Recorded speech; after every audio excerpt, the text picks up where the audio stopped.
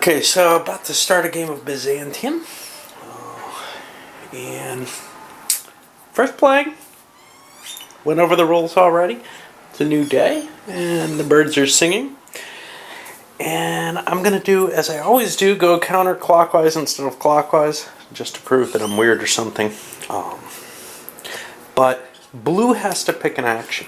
Now, here's the problem for me right now. There are a lot of options blue can take. One of them is take control of a city, and that sounds really appealing. Taking control of a city, I can spend 1 cube, and I can get 3 victory points, I think, for that, right? On the Byzantine track. On the Byzantine track only.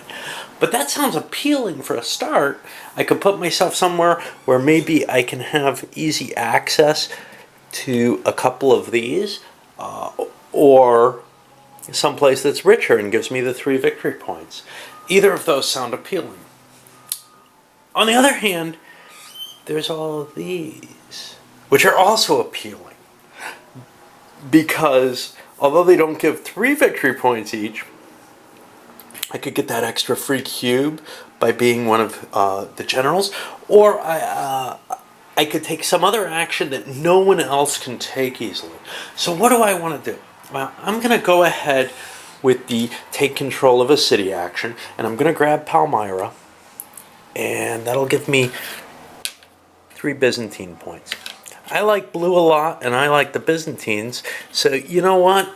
That just seems like the right thing. Now, because I picked my first Byzantine city, there goes my Byzantine army, and it's going to be right in there in Palmyra as well. Now, you might say to yourself, hey, those 2 armies look exactly the same. The difference is, well, the Byzantine one is parked in a Byzantine city.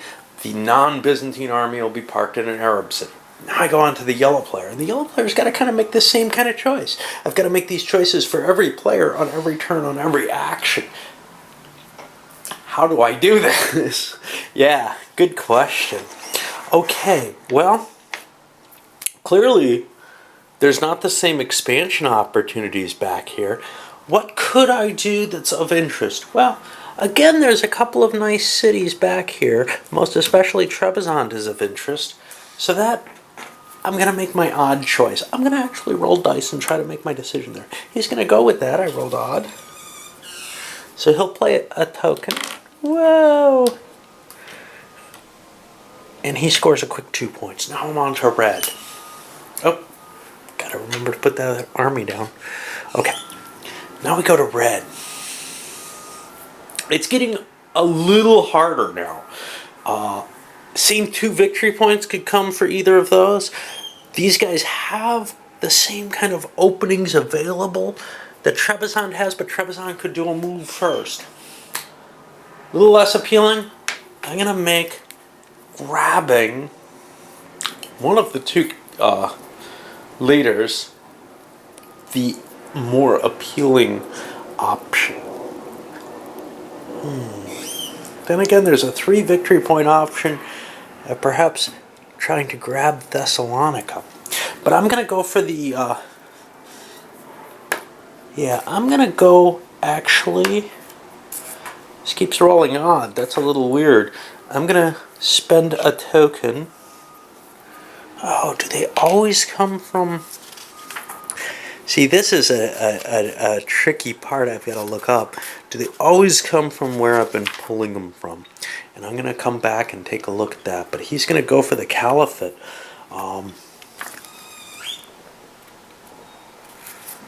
Just got to look at... Yeah. So the cubes actually go there, and where are special actions?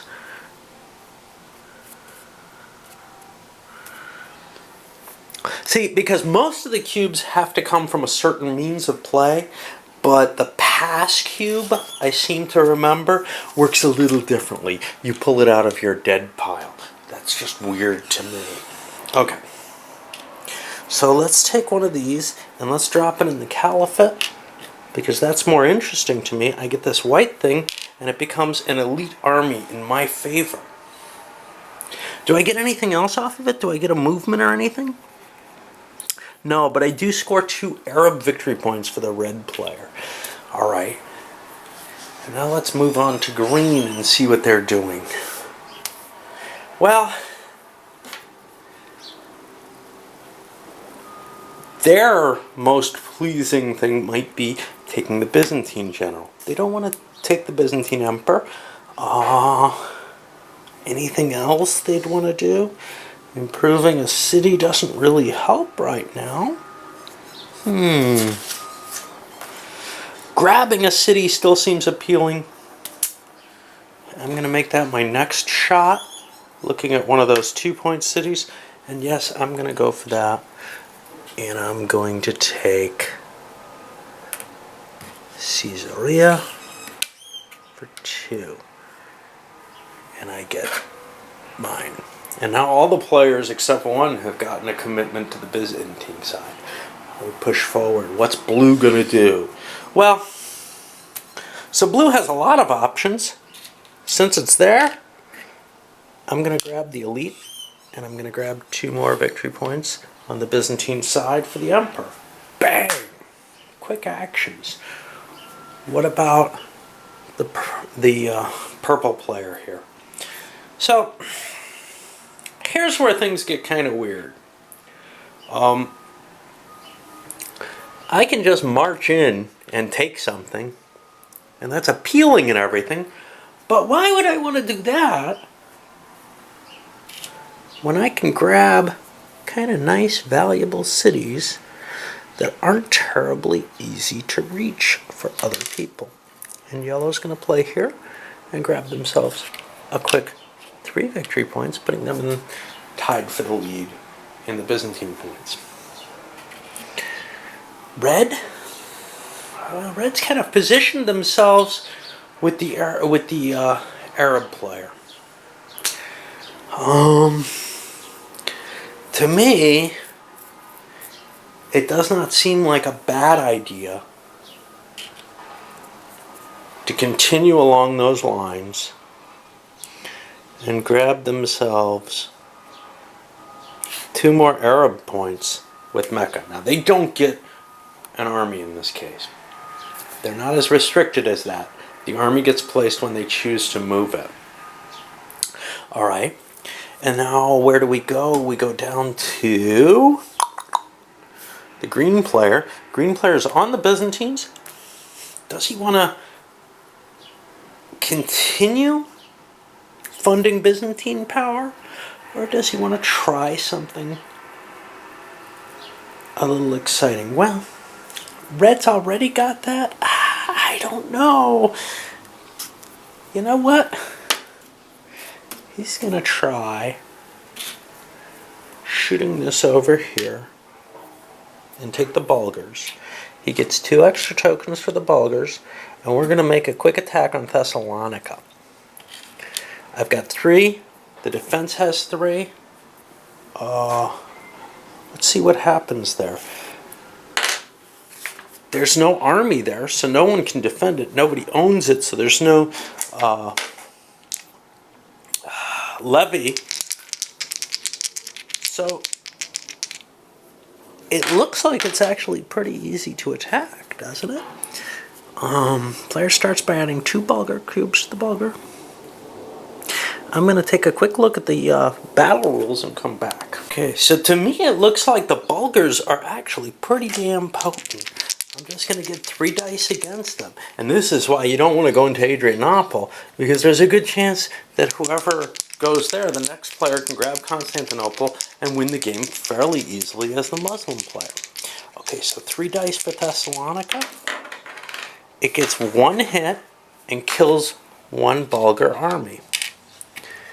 Now what happens? Well, we just had a successful siege, I believe.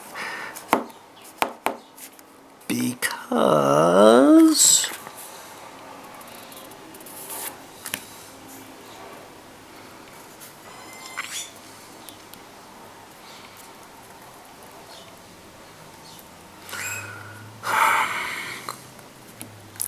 places the number. If there was a fortification, then this is removed. I don't know. Where's success? Unfortunately, these rules suck. I remember them from before, but I didn't jump right into playing. And now I have to try to refer back to them, and they're just a solid wall of text with nothing to break it up. So it's basically every time you want to learn something from them, you have to go back and reread the entire paragraph or set of paragraphs that it might be buried in. I'll try that. There it is. It's not in the successful attack question mark section, but under the siege itself. If after that roll, the total number of cubes in the elite and main army is greater than the number of tokens of the defending city. That worked. So, Thessalonica loses a token. Green is going to get 2 points here for the Muslim side, because this was a Byzantine city that fell, and we get 2 of these for the Bulgars. And I'm not sure this was a terribly useful thing, and this is actually a Bulgar city. It's not owned by anyone. It's not going to produce taxes. It's not going to produce victory points. It's less valuable than maybe some of the other choices that could have been made. All right, let's do another round around, and then I'll load this one up and come back with a little bit less detail going in. Let's look at what blue is going to do. Blue's got some power, but they're gathering it up fairly quickly here. Ooh, they have this emperor token, but I placed him in the wrong box with the Muslims. Gotcha. Okay, that's what's going wrong. So blue wants to grab more cities because cities are valuable. He's going to grab this one here for 3. Yellow is also trying to play catch up in terms of cities. He sees little reason to attack the Persians as of yet. That could just cost. So why not grab a 3 city of his own? Well, where can he go? They're kind of running low, but Damascus doesn't look too bad. And he'll keep line with the blue player, also producing his cities. The red player is going to cut ahead and say, you know, I'm not going to be able to challenge for the Byzantines, but we are seeing some interesting activity going on here. I certainly don't want to open things up with the attack on Constantinople, because if that falls, then we have an advantage for the next player. That'll be green. I don't want to set that up for him because he's still close enough to grab ahead. So, what do I want to do? Well, there's a few things I can do. I think the best is let's try an attack. I spend a movement cube, and that goes here. I place my army, and I will march up to Basra. Why Basra? Because it's a little closer. There's nothing to defend Basra, so it'll just get the 3 dice of defense for a Persian city. It causes no hits. I have more strength than it does. So I've just taken this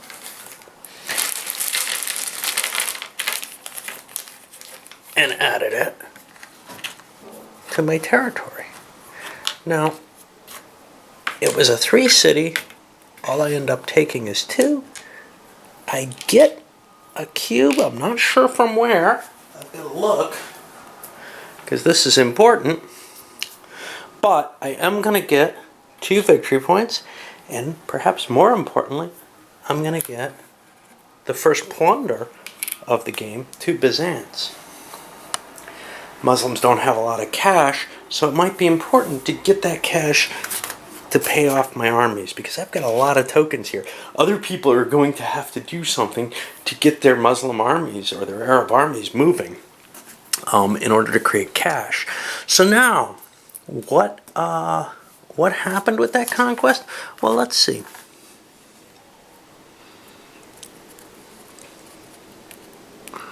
This does not have a cube available, i.e. because he does not have money.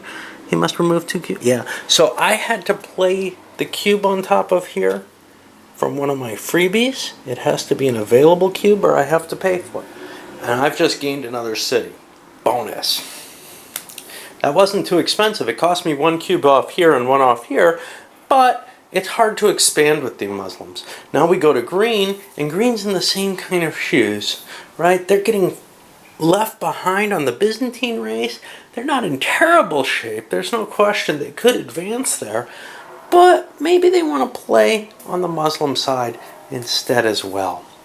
And I think they're going to do that by taking their token, dropping it here, and marching up to Baghdad. Why Baghdad? Well, because it's further away from those Byzantine armies. I'd rather not get hit with them. They may be kind of more potent, or not, hard to tell, than the Muslim armies at this point. But I'd rather not risk the attack. They look weaker, but why take it? So I have to spend a cube to move there. And now again, 3 dice. And I take 1 hit on my Muslim army. I've got more than the 3. So I too grab a city, get 2 Muslim victory points, and 2 Byzants. And I'm going to load this one up and continue with the first turn as I go. It'll be blue's turn when I go. I'll put the dice there to remind me.